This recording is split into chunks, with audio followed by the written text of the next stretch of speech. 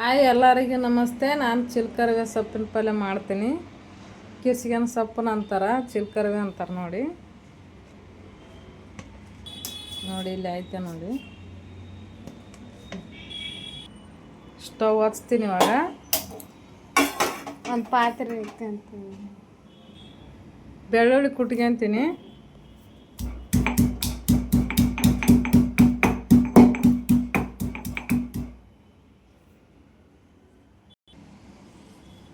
ಎಣ್ಣೆ ಹಾಕ್ತೀನಿ ನೋಡಿ. ಬೆಳ್ಳುಳ್ಳಿ ಹಾಕ್ತೀನಿ.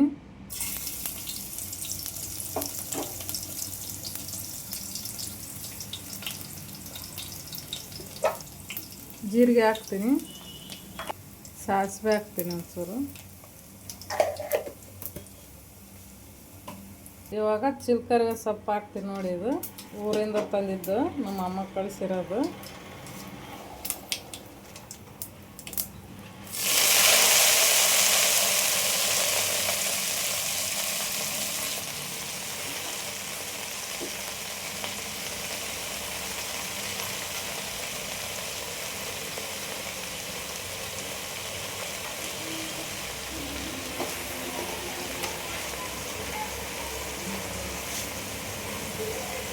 ಇವಾಗ ಮುಚ್ಚಿ ಒಂದು 5 ನಿಮಿಷ ಬಿಡೋಣ.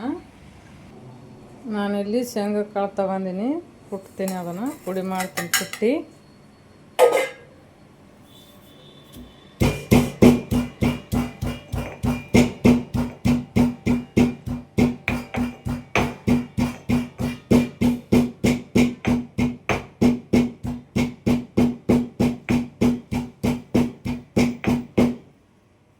ಚೆನ್ನಾಗಿ ಕುಟ್ಟಿಗೆ ಪುಡಿ ಮಾಡಬೇಕು. ಒಂಚೂರು ಕುಟ್ಟೋಣ. ಇವಾಗ ಇದಾಗಿದೆ, ತೆಗಿತೀನಿ. ಈ ಥರ ಪುಡಿ ಮಾಡ್ಬೇಕು ನೋಡಿ.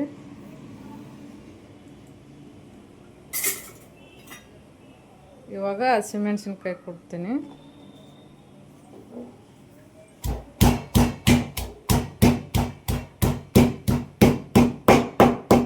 ಇವಾಗ ಇದಾಗಿದೆ, ತೆಗಿತೀನಿ ನೋಡಿ. ಇದರಲ್ಲೇ ತೆಗಿತೀನಿ ಇದನ್ನು.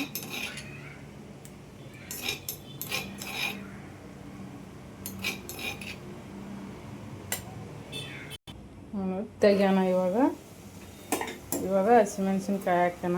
ಕುಟ್ಕೊಂಡಿದ್ದೀವಲ್ಲ ಅದು ಹಾಕ್ತೀನಿ ನೋಡಿ.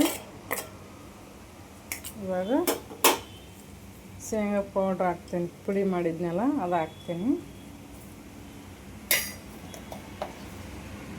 ಉಪ್ಪು ಹಾಕ್ತೀನಿ ಒಂಚೂರು.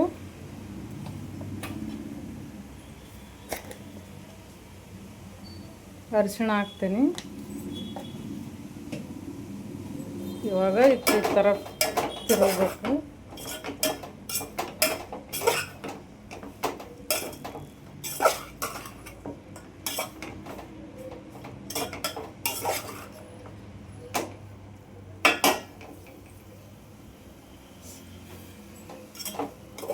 ನೋಡಿ ನೀಟಾಗಿ ತಿರುಗಬೇಕು.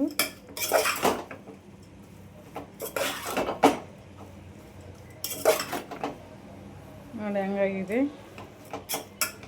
ಒಂಚೂರು ನೀರು ಹಾಕೋಣಕ್ಕೆ, ಸ್ವಲ್ಪ ಹಾಕೋಣ ನೀರು.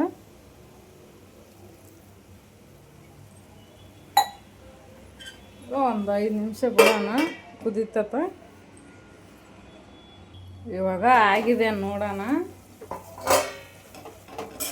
ಆಗಿದೆ. ನನ್ನ ಚೂರು ನೀರೈತೆ ನೋಡಿ. ಸೊಪ್ಪು ಹೆಂಗೆ ಬೇಯ್ದಿದೆ.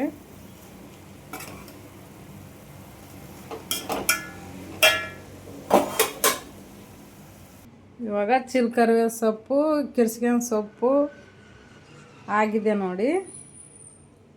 ಕಿರ್ಸ್ಗೆನ ಸೊಪ್ಪು ಅಂತಾರೆ, ಚಿಲ್ಕರವೆ ಸೊಪ್ಪು ಅಂತಾರೆ. ಒಂದೊಂದು ಊರ ಕಡೆ ಒಂದೊಂದು ಥರ ಅಂತಾರೆ. ನಮ್ಮ ಕಡೆ ಎಲ್ಲ ಉತ್ತರ ಕರ್ನಾಟಕ ಕಿರ್ಸ್ಗೆನ ಸೊಪ್ಪು ಅಂತಾರೆ ನೋಡಿ. ನಾನು ರೊಟ್ಟಿ ಮಾಡಿದ್ದೀನಿ, ಜೋಳದ ರೊಟ್ಟಿ ತೋರಿಸ್ತೀನಿ ನೋಡಿ ಹೆಂಗಾಗಿದೆ ಅಂತ. ಅಡುಗೆ ಇಷ್ಟ ಆದರೆ ಲೈಕ್ ಮಾಡಿ, ಸಬ್ಸ್ಕ್ರೈಬ್ ಮಾಡಿ, ಶೇರ್ ಮಾಡಿ.